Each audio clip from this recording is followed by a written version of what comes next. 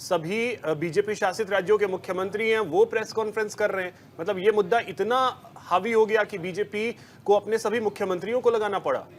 ठीक है अनंत जी, क्या अंबेडकर को लेकर के आप लोग अब पूरी तरीके से प्रेशर फील कर रहे हैं? नहीं तो क्या जरूरत थी सभी सीएम को सामने आने की?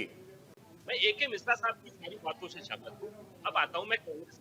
और उसके बाद उन्होंने बोला भगवान का नाम लो। अरे तो बोलो ना, बुद्धम शरणम गच्छामि, धम्मम शरणम गच्छामि, दिन में 100 बार बोलो। या अंबेडकर जो उनके गुरु थे, ब्राह्मण थे। नहीं, भगवान बुद्ध बड़े हैं कि बाबा साहब अंबेडकर बड़े हैं? इसे एक उदाहरण ले लीजिए। वैदिक पीरियड में एक महिला बताइए जो 4 दीवारी में कैद रही हो, घूंघट में रही हो। सवाल अब यही है, ए.के. मिश्रा जी, आज चर्चा की शुरुआत मैं आपसे करूंगा।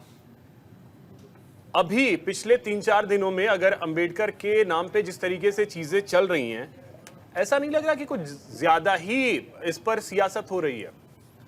नहीं, विपक्ष इसलिए इसको जरूरत से ज्यादा जो है खिचड़ी पका रहा है क्योंकि 10 साल से चुनावों में हार रहे हैं। जो फैक्ट है मैं वो आपको बता रहा हूँ। इनके सारे मुद्दे टाटा फिक्स हो गए। महंगाई का मुद्दा, आलू प्याज का कीमत, गैस सिलेंडर, पेट्रोल, सारे जितने मुद्दे इन्होंने उठाए, जातिगत जनगणना, ये वो सारी चीजें फेल हो गई। अब इनके पास कुछ है ही नहीं।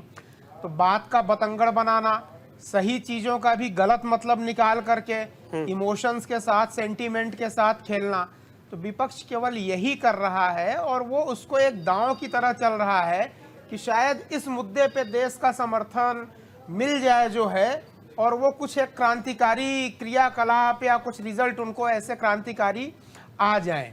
इनको कुछ करना वरना है नहीं। बहुत सारी चीज़ों पे ये केवल मुद्दे बनाते रहेंगे। कहीं किसी भी तरीके से भावना को आप देखिए। उनके कहने का मतलब, अमित शाह जी के कहने का मतलब ये था कि भाई ठीक है, आप अंबेडकर का नाम दिन भर लीजिए, उनके जैसा काम भी तो करिए। उनके जैसा काम किसी का नहीं दिखता है, जितने विपक्ष में नेता हैं। लेकिन मिश्रा जी, नैरेटिव जिस तरीके से विपक्ष ने बनाया उसका क्या असर भी होता दिख रहा है? क्योंकि आप देखिए अब सभी बीजेपी शासित राज्यों के मुख्यमंत्री हैं वो प्रेस कॉन्फ्रेंस कर रहे हैं। मतलब ये मुद्दा इतना हावी हो गया कि बीजेपी को अपने सभी मुख्यमंत्रियों को लगाना पड़ा। सभी बीजेपी शासित राज्यों के मुख्यमंत्री हैं वो प्रेस कॉन्फ्रेंस कर रहे हैं। मतलब ये मुद्दा इतना हावी हो गया कि बीजेपी को अपने सभी मुख्यमंत्रियों को लगाना पड़ा। नहीं, देखिए, बीजेपी के अगर सारे मुख्यमंत्री प्रेस कॉन्फ्रेंस करके सफाई दे रहे हैं तो इसमें देखिए जो झूठ होता है ना वो बड़ा मायावी होता है। झूठ के माया में बड़े बड़े लोग और बड़ी बड़ी सेनाएं जो है खप जाती हैं उसको मैनेज करने में। तो ये तो शाश्वत सत्य है कि झूठ का जो माया या आडंबर ये लोग क्या कोई भी बुने तो वो बहुत मायावी होता है। तो उस माया से निपटने के लिए एक वर्क फोर्स की जरूरत होती है। अदरवाइज इस मुद्दे में कोई दम नहीं है, क्योंकि समाज का कोई भी, सारे भारतवासी अंबेडकर को मानते हैं। कोई अंग समाज का जाति धर्म के आधार पे, किसी भी आधार पे जनता का कोई पार्टिसिपेशन नहीं है इनके मुहिम में। जनता इस चीज को समझती है कि कहने का मतलब यह है कि आप वाकई में अंबेडकर का नाम लोग दिन में 10 बार लेते हैं, चर्चाएं होती हैं, उनके जैसा काम भी तो करना चाहिए कि केवल पॉलिटिकल मुद्दा उनके नाम का बनाओगे, उनके जैसा कोई काम नहीं करेगा दिन भर। तो ये फैक्ट है। ठीक है, रितु चौधरी जी, क्या मुद्दे कम पड़ गए हैं विपक्ष के पास कि एक ऐसी चीज को मुद्दा बनाया जा रहा है जो शायद मुद्दा है ही नहीं? देखिए, जरूर आपके लिए मुद्दा नहीं होगा, लेकिन बाबा साहब का हल करना, ये मैं इसको मुद्दा नहीं बोलती हूँ, है मैं एक पाप है, पाप। और गृह मंत्री को डाक नगर के लिए माफी मांगनी चाहिए जनता से, हाथ जोड़ मांगनी चाहिए, हाथ जोड़ देना चाहिए। हो सकता है बाबा साहब आपके लिए समय रखते हो, लेकिन हमारे लिए भगवान है, लेकिन हमारे लिए भगवान है, लेकिन हमारे लिए भगवान है। मतलब भगवान नहीं, भगवान बुद्ध बड़े हैं कि बाबा साहब अंबेडकर बड़े हैं? नहीं, भगवान बुद्ध बड़े हैं कि बाबा साहब अंबेडकर बड़े हैं? कहने का मतलब ये है कि भगवान बुद्ध बड़े, भगवान का मतलब हमारे लिए भगवान बुद्ध को भगवान। तो अगर भगवान बुद्ध का नाम ले रहे हैं तो क्या गलत है दिन में 4 बार? कौन बड़ा है? बिल्कुल, मैं आपको बहुत अच्छे से समझ पा रही हूँ। भगवान बुद्ध बड़े हैं कि अंबेडकर या कोई और नेता बड़ा है? देखिए, जो भगवान बुद्ध जो है या भगवान राम है, वो साक्षात देखा या उनकी मैम जो है- साक्षात तो हमने अम्बेडकर को भी नहीं देखा था, साक्षात तो हमने अम्बेडकर को भी नहीं देखा था, गांधी को भी नहीं देखा था, नेहरू को भी नहीं देखा था, साक्षात तो हमने नहीं देखा है। और जहां तक मैं उम्मीद करता हूं इस पैनल में बैठे हुए किसी ने नहीं देखा होगा। अमित शाह जी वही बोल रहे थे कि भाई ओम बुद्धा नमः, नहीं, ओम तो बुद्धा इसीलिए मैं नमः, पूछ ओम रहा हूं बुद्धा क्या नमः इस बोलो। देश में तो क्या दिक्कत है? आज जो मुद्दा राहुल गांधी ने उठाया है महंगाई का, क्या वो मुद्दा नहीं आप उठा सकते जोर शोर से? उसके लिए तो आप सड़क पे नहीं उतरेंगे, आप अंबेडकर के लिए सड़क पे उतर जाइए। अब अंबेडकर की बात आती है ना, आरक्षण की आप बात कर रहे हैं। अंबेडकर ने आरक्षण को लेकर के क्या बोला था? अभिषेक जी, या तो सवाल आप कर लें या जवाब आप मैं दे सवाल दें। ही पूछ रहा हूं, जवाब अंबेडकर ने आरक्षण को लेकर क्या बोला था? आप चलूंगा, 2 सवाल हो गए, दोनों का जवाब दूंगा, बात पूरी हो आ जाएगी। रहा हूं ऋतु जी, आ रहा हूं। पहले इस सारे सवालों का जवाब अनंत जी से ले लूंगा, उसके बाद आता हूं आपके पास। बाबा साहब अम्बेडकर ने जो अधिकार दिए, जिस तरीके से आपकी मनुस्मृति ने महिलाओं को 4 दीवारी के अंदर कैद करने का काम किया, बाहर निकलने से वंचित किया, उनके हक अधिकारों से वंचित किया, वही बाबा साहब अम्बेडकर ने नारियों को सम्मान दिया, काम करने का अधिकार दिया, आगे बढ़ने का अधिकार दिया। इनसे एक उदाहरण ले लीजिए। सर, वैदिक पीरियड में एक महिला बताइए जो 4 दीवारी में कैद रही हो, घूंघट में रही हो। पहले तो ये मूर्खों को चुप करा दीजिए जो बीच में बोलते हैं। आपने सवाल पूछ जवाब लिया, दे कोई- दीजिए। यस अरे जी, जब पता मेरा नहीं सीधा है तो सवाल मत है, मेरा बोलिए। सीधा सा सवाल है। आप ही बताइए ना, मैं आप ही से पूछ रहा हूं। अपनी होशियारी दिखाने के लिए कोई मूर्ख बीच में ना बोले। सवाल सवाल पूछ लिया तो होशियारी है। ठीक है। अनंत जी, क्या अंबेडकर को लेकर के आप लोग अब पूरी तरीके से प्रेशर फील कर रहे हैं? नहीं तो क्या जरूरत थी सभी सीएम को सामने आने की? मैं ए.के. मिश्रा साहब की सारी बातों से सहमत हूँ। अब आता हूँ मैं कांग्रेस पर। मैं ए.के. मिश्रा साहब की सारी बातों से सहमत हूँ। अब आता हूँ मैं कांग्रेस पर। ठीक है अनंत जी, एक छोटे से ब्रेक के लिए मुझे रुकना है। संविधान तक नहीं कराए जा रहे थे, आरक्षण नहीं दिए जा रहे थे। आज आरक्षण देने की बात किसने क्या? नहीं, इस पे थोड़ा सा ए.के. मिश्रा जी, मैं आपसे भी चाहूंगा कि आरक्षण को लेकर के अंबेडकर ने उस समय क्या कहा था, जो आज बैसाखी बना दी गई है और अंबेडकर के नाम पे इस आरक्षण को इस तरीके से बैसाखी बनाया जा रहा है कि लोग उसमें उलझ करके रह जा रहे हैं। एक का स्वागत है ए.के. मिश्रा जी। अब देखिए, अगर बात अंबेडकर की होती है तो आरक्षण को लेकर के कहा जाता है कि 2015 में बिहार चुनाव से पहले जो बयान दिया गया था आरक्षण को लेकर के, वो भी था आर्थिक आधार पे अब आरक्षण की बात होनी चाहिए। अंबेडकर ने आरक्षण जब मिला था उस समय क्या बोला था, इसके विषय में पार्टियां बात नहीं करती हैं कि उन्होंने कहा था कि 10 साल बाद रिव्यू तो कम से कम कीजिए। आज तक रिव्यू नहीं हुआ है। नहीं, देखिए, अब आप बड़ा लॉजिकल सवाल है। इससे आपके दोनों सवाल के कि जो अमित शाह जी के ऊपर आरोप लग रहे हैं और आरक्षण पे, अंबेडकर जी ने अपनी जिंदगी में कभी आरक्षण नहीं लिया। वजीफा वगैरह लेना दूसरी चीज है, वो स्टूडेंट को सपोर्ट मिलता है, राजा लोग या बड़े लोग सपोर्ट देते हैं, स्कॉलरशिप। लेकिन आरक्षण लेकर के तो अंबेडकर जी कभी नहीं पढ़े, पहली चीज। नहीं। और आरक्षण के वो हिमायती भी नहीं थे। एक टेम्पररी व्यवस्था उनका विचार था, ये होना चाहिए एक तात्कालिक लाभ के लिए, तात्कालिक सपोर्ट के लिए, न कि एक परमानेंट राजनीतिक या पॉलिटिकल टूल बन जाना चाहिए। इन पार्टियों ने किया क्या कि आरक्षण के ऊपर ही घूम घूम के राजनीतिक मुद्दा इन्होंने बना लिया और इनको ये लगता है कि केवल और केवल आरक्षण से ही चतुर्मुखी विकास होगा। आरक्षण होना या ना होना वो दूसरी चीज है, उससे बेहतर अगर इकोनॉमिक सपोर्ट दे दिए। देखिए, बाबा साहब अंबेडकर को आरक्षण नहीं मिला था, इकोनॉमिक सपोर्ट मिला था, स्कॉलरशिप मिला था, तब उनकी प्रतिभा निखर करके आई थी। अगर उनको आरक्षण मिला होता और इकोनॉमिक सपोर्ट नहीं मिला होता, कॉपी किताबें ये सब चीजें नहीं मिली होती, तो उनकी प्रतिभा निखर के नहीं आती। दूसरी इंपॉर्टेंट चीज, जैसे ये बोल रहे हैं कि अंबेडकर ये बाबा साहब का अपमान है। देखिए, अंबेडकर जो शब्द है वो बाबा साहब के गुरु थे, जो मराठा के एक ब्राह्मण थे महाराष्ट्र के। आज भी अंबेडकर नाम के बहुत सारे महाराष्ट्र में ब्राह्मण रहते हैं। तो कहने का मतलब यही है, जो बाबा साहब बोलते थे, जो बौद्ध धर्म बोलता है कि भाई किसी एक अंबेडकर का नाम आप क्यों लेते हो। और उसके बाद उन्होंने बोला भगवान का नाम लो। अरे तो बोलो ना, बुद्धम शरणम गच्छामि, धम्मम शरणम गच्छामि, दिन में 100 बार बोलो। और उसके बाद उन्होंने बोला भगवान का नाम लो। अरे तो बोलो ना, बुद्धम शरणम गच्छामि, धम्मम शरणम गच्छामि, दिन में 100 बार बोलो। और उसके बाद उन्होंने बोला भगवान का नाम लो। अरे तो बोलो ना, बुद्धम शरणम गच्छामि, धम्मम शरणम गच्छामि, दिन में 100 बार बोलो।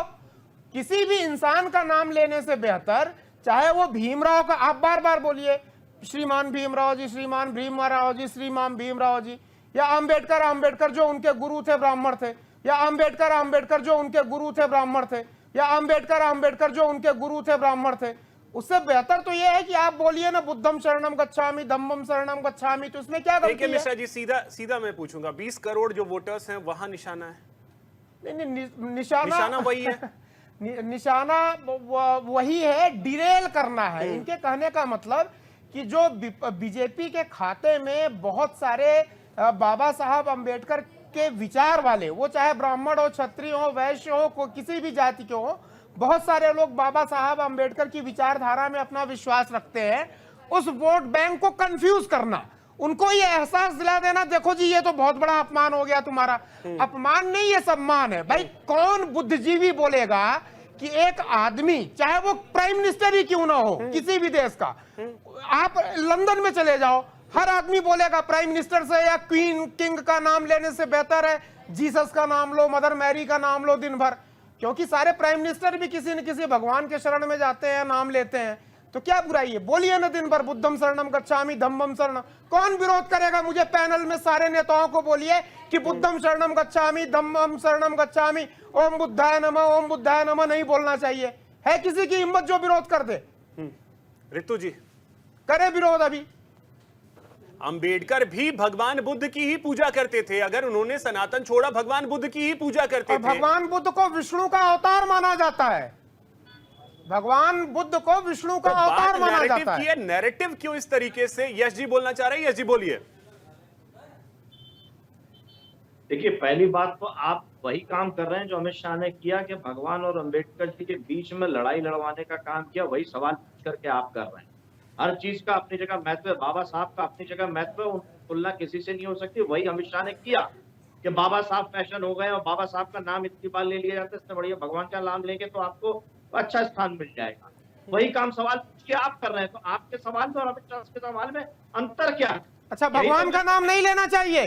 आप बोल दीजिए भगवान का नाम नहीं लेना चाहिए, हमें कोई आपत्ति नहीं होगी, बुरा नहीं लगेगा। बोल दीजिए भगवान का नाम लेना चाहिए कि नहीं? बाबा साहब ने मनुस्मृति को जलाने का काम किया। किताब जला के गलत किया, उसमें भी 4 ज्ञान की बातें थी, हैं। कौन सी ज्ञान की बात है? कौन सी ज्ञान की बात है? पन्ना खोलते ही सबसे पहले लिखा है मनुर्भाव, ठीक है ना? ह्यूमन, किताब जला दिया, मनुष्य बनो। बहुत अच्छा किया जला करके। मनुस्मृति में सबसे पहले लिखा है मनुर्भाव, मनुष्य बनो। यही कह रहा हूं, अंबेडकर जी का सम्मान कीजिए। अंबेडकर जी ने जो विचार दिए उसका सम्मान कीजिए। आपको मेरी आवाज आ रही मैम, बोलिए। देखिए, मनुस्मृति मानव कल्याण, मनुस्मृति कहती है कि जो उसके कोई शब्द मनुस्मृति करती है कि कहती है, मनुस्मृति कहती है हमेशा दलित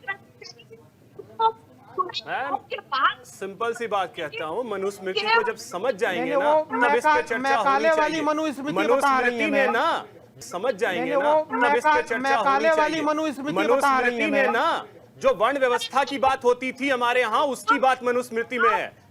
ठीक है, विशेष बाबा साहब ने जाति नहीं देखी और आरक्षण दिया, ठीक है, अधिकार दिए।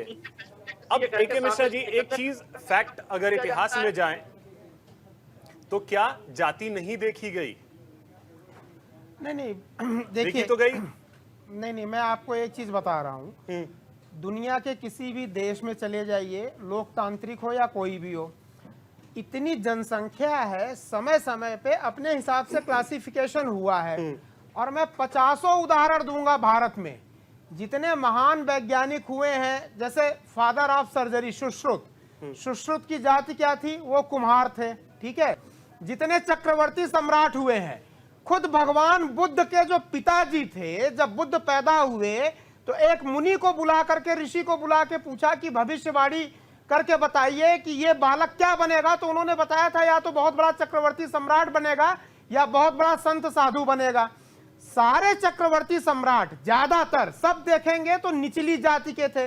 तो जाति को जितना बड़ा हुआ, मेरे ख्याल से भाई आज भी तो है ना, SC ST OBC, ये क्लासिफिकेशन का सिस्टम है कि नहीं है? पहली चीज। और हर देश में आपका रिलीजन, कास्ट वगैरह, आप कोई भी फार्म भरिए, नौकरी के लिए, तो पूछा जाता है क्लर्क से लेके आईएएस तक की, मंत्री मिनिस्टर तक की, वहां आपकी जाति पूछी जाती है। बिल्कुल। तो ये एक क्लासिफिकेशन का सिस्टम है, इसका पॉलिटिकल यूज मत करिए। जहां तक मैंने जाति की जगह मनुस्मृति आप पढ़ा एससी है, एसटी ओबीसी AK मिश्रा नया जी, क्लासिफिकेशन सिस्टम ले आइए, कुछ और ले आइए। बिल्कुल, मनुस्मृति जहां तक मैंने पढ़ा है उसमें इसकी बात नहीं है, उसमें वर्ण की बात है। और बात इस चीज की गई है मनुस्मृति में कि आपका जन्म यह डिसाइड नहीं करेगा कि आपकी कौन सी जाति है, आपका कर्म डिसाइड करेगा कि आपकी कौन सी जाति है। ठीक है, 4 वर्ण जिसके बारे में वहां बताया गया है, और उस मनुस्मृति को गाली दी जाती है। बहरहाल AK मिश्रा जी अब बोलिए। देखिए, मैंने इस चीज का सबसे बेहतरीन उदाहरण ये है कि जितने चक्रवर्ती सम्राट हुए हैं वो भले ही आज के हिसाब से देखा जाए तो नीचे की जातियों के थे, उनके सम्मान में कोई घनानंद, ये नंद वंश जो सबसे समृद्धशाली था, जो महापद्मनंद थे जो पहले, वो जाति के नाई थे, और उनको इस्टेब्लिश करने वाले पाणिनि जो थे वो ब्राह्मण थे, उनके वो राजगुरु थे, जो है उनके कुलगुरु थे और मित्र भी थे। तो जितने राजा हुए जो छोटी जातियों के रहे हैं, क्या उनके सम्मान में कोई कम? वाल्मीकि जी की जाति क्या थी, और उनके लिखे ग्रंथ को सारे लोग सुबह उठ के माथे पे लगाते हैं। तो कहां अपमान हो रहा है? जाति के बेस पे किसी का कहां अपमान हो रहा है? व्यक्तिगत मत जाइए। इस देश में जाति के बेस पे कभी किसी का अपमान नहीं हुआ। जाति से बढ़ के आपका योगदान क्या रहा है? जिसने भी बढ़िया योगदान किया, कबीर, आप देखिए कबीर को हिंदू लोग कितना मानते हैं, वो तो हिंदू थे भी नहीं। इसीलिए कहा कि वहां वर्ण की बात होती है। अब चिराग भाई बोलिए। चिराग भाई। अभिषेक जी, AK मिश्रा ने बोला जाति के बेस पे किसी के साथ कोई भी अपमान नहीं किया गया। तो मैं इनको बता दूं, बाबा साहब भीमराव अम्बेडकर जी को क्लास के बाहर बिठाया जाता था, वो अपनी टाट लेकर जाते थे, वो अंदर नहीं घुसने दिया जाता था क्योंकि उनकी जाति इस तरह की थी। आज भी ऐसे वायरल वीडियोस आते हैं। अम्बेडकर कौन थे? उनको मदद किसने की थी? एक मिनट, अम्बेडकर जी जब दिक्कत में थे, उनके पिताजी, अम्बेडकर जी के पिताजी की इतनी हैसियत नहीं थी, वो इकोनॉमिकली वीक थे, तो उनको मदद किसने किया? जो अम्बेडकर थे, जिन्होंने भीमराव जी को अपना नाम अम्बेडकर दिया, मराठी ब्राह्मण। गायकवाड़ जो राजा थे गुजरात के, बहुत समृद्ध राजघराना है, उन्होंने स्कॉलरशिप दी। अपने शादी के प्रोसेशन में नहीं चल सकती दिल्ली, वहां पे पुलिस को लगाना पड़ता है। नहीं, फैक्ट बताइए ना आप। कहीं देखिए, कहीं व्यक्तिगत तौर पे अगर कोई गड़बड़ हो रही है तो समाज ने मिल बांट करके वहां पे सहयोग किया है। ब्रॉडर लेवल पे आप देखिए। भाई साहब, थोड़ा तो सोच के बोलिए, जिन जातियों के साथ इतना अत्याचार हुआ है उनकी तो बेइज्जती मत कीजिए कम से कम। नहीं, किसी नहीं, आप इसको राजनीतिक टूल मत दीजिए सर। कौन सी जाति के साथ अत्याचार नहीं हुआ है सर, मुझे बताइए। कौन से जाति के साथ दुख भरे दिन नहीं आए हैं, मुझे बता दीजिए। ठीक है, अब चिराग भाई आप देखिए, चिराग भाई आप भी जाति पे आ गए। आप तो भारत का, चिराग से यही पूछ लीजिए, चिराग जी से, चिराग भाई कि कौन सी ऐसी जाति है जिसमें दुखी लोग नहीं हुए हैं।